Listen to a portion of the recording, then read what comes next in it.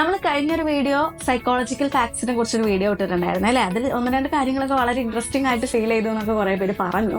കാരണം നമുക്ക് അറിയുന്ന കാര്യങ്ങളും അറിയാത്ത കാര്യങ്ങളൊക്കെ ഒത്തിരി ഉണ്ടല്ലോ. എനിവേ റിലേറ്റ് ചെയ്യാൻ പറ്റുന്നതുകൊണ്ട് തന്നെ നമുക്ക് വേറെ കുറച്ച് സൈക്കോളജിക്കൽ ഫാക്ട്സും കൂടെ നോക്കാം കേട്ടോ. Welcome to just talk.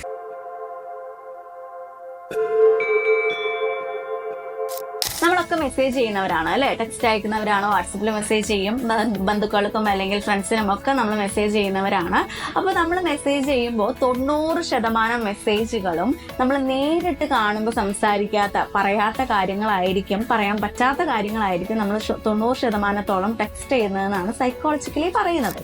അതുപോലെ ഈ ജയം തോൽവി ഇതൊക്കെ നമ്മുടെ ആത്മാഭിമാനവുമായിട്ട് നല്ല ബന്ധമുണ്ട് കേട്ടോ. നിങ്ങൾ കണക്ഷൻ കിട്ടാനായിട്ട് പറയുകയാണെന്നുണ്ടെങ്കിൽ ഇപ്പൊ ബ്രസീൽ, അർജന്റീന അങ്ങനെയൊക്കെ ഇല്ലേ, അപ്പൊ ഇത് തോറ്റാലും ജയിച്ചാലും നമ്മളുമായിട്ട് നല്ല കണക്ഷൻ വരുന്നുണ്ട് അല്ലേ. ഇത് ജയിച്ചു കഴിഞ്ഞാൽ നമുക്കൊരു പവറാണ്.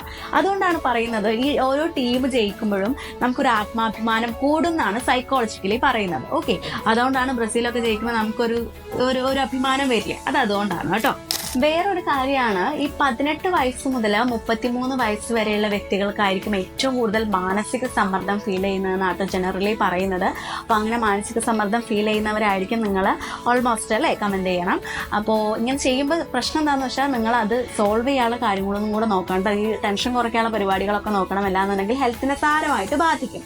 പിന്നെ ഒരു ഹാപ്പി കാര്യം എന്താണെന്ന് വെച്ചാൽ ലേറ്റ് ആയിട്ട് കിടന്നുറങ്ങുന്നവർ സ്മാർട്ടായിരിക്കും, ജീനിയസ് ആയിരിക്കും എന്നൊക്കെയാണ് പറയുന്നത്. അവർ കുറേ കാര്യങ്ങൾ അച്ചീവ് ചെയ്യുമെന്ന് പറയുന്നുണ്ട്.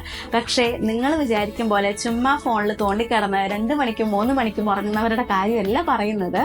നമ്മൾ എന്തെങ്കിലും ഗോൾ അച്ചീവ് ചെയ്യാൻ വേണ്ടിയിട്ട് നല്ലോണം ഹാർഡ് വർക്ക് ചെയ്യുന്നുണ്ട്, നല്ലോണം റിസർച്ച് ചെയ്യുന്നുണ്ട്, അതിന് വേണ്ടിയിട്ടാണ് നമ്മുടെ സമയം കളയുന്നത്, നമ്മുടെ ഉറക്കം കളയുന്നത്, അതിന് വേണ്ടിയിട്ട് ആവേശത്തോടു കൂടി ഇരിക്കുകയാണെന്നുണ്ടെങ്കിൽ അവരാണ് അച്ചീവ് ചെയ്യുന്നവർ. അല്ലാണ്ട് ചുമ്മാ കയറി അവിടെ എവിടെയും കറങ്ങി അടിച്ച് നടക്കുന്നവരല്ല അച്ചീവ് ചെയ്യുന്നവർ. ഓക്കെ, ഇനി പറയുന്ന കാര്യം നിങ്ങളൊന്ന് പ്രാക്ടിക്കലി നോക്കിയിട്ട് കമൻറ്റ് ചെയ്യണം കേട്ടോ. എന്താണെന്ന് വെച്ചാൽ നമ്മളുടെ ഒരു ദിവസത്തിൽ നമുക്കൊരു സമയം നമുക്ക് ഒരു കാര്യം മൈൻഡിലേക്ക് വരില്ല, ഒന്നും ഓർമ്മയുണ്ടാവില്ല എന്നാണ് സൈക്കോളജിക്കലി പറയുന്നത്. അത് എപ്പോഴാന്ന് വെച്ചാൽ രാവിലെ നമ്മൾ ഉറക്കം ഉണരുമല്ലോ, ഈ ഉണർന്ന ആദ്യത്തെ ഒരു 3 സെക്കൻഡ് നമുക്ക് ഒരു കാര്യം ഓർമ്മയുണ്ടാവില്ല, എന്താ ഏതാണെന്നൊന്നും ഒരു ധാരണ ഉണ്ടാവില്ല എന്നാണ് സൈക്കോളജിക്കലി പറയുന്നത്. ഇനി നിങ്ങളത് ഒന്ന് ട്രൈ ചെയ്തിട്ട് പറയണം കേട്ടോ. ഒന്ന് ഉറക്കം എണീറ്റ് വരുമ്പോൾ നിങ്ങൾക്ക് എന്തെങ്കിലും കാര്യം ഓർമ്മയുണ്ടോ എന്ന് നോക്കിയിട്ട് പറയണം കേട്ടോ. ഇനിവേ ഇത്രയൊക്കെ ഉള്ളൂ. ഇതൊക്കെയാണ് ഇന്നത്തെ കുറച്ച് നിങ്ങൾ അറിയുന്നതും അറിയാത്തതായിട്ടുള്ള കുറേ കാര്യങ്ങൾ ഉണ്ടായിരിക്കും. രസകരമായ ആശ്ചര്യം തോന്നുന്ന കുറേ കാര്യങ്ങളൊക്കെ ഉണ്ടായിരിക്കും. എനിവേ നിങ്ങൾക്ക് കണക്റ്റഡ് ആവുന്ന, നിങ്ങൾക്ക് റിലേറ്റ് ചെയ്യാൻ പറ്റുന്ന കാര്യങ്ങളൊക്കെ ഒന്ന് കമൻറ്റ് ചെയ്യുക.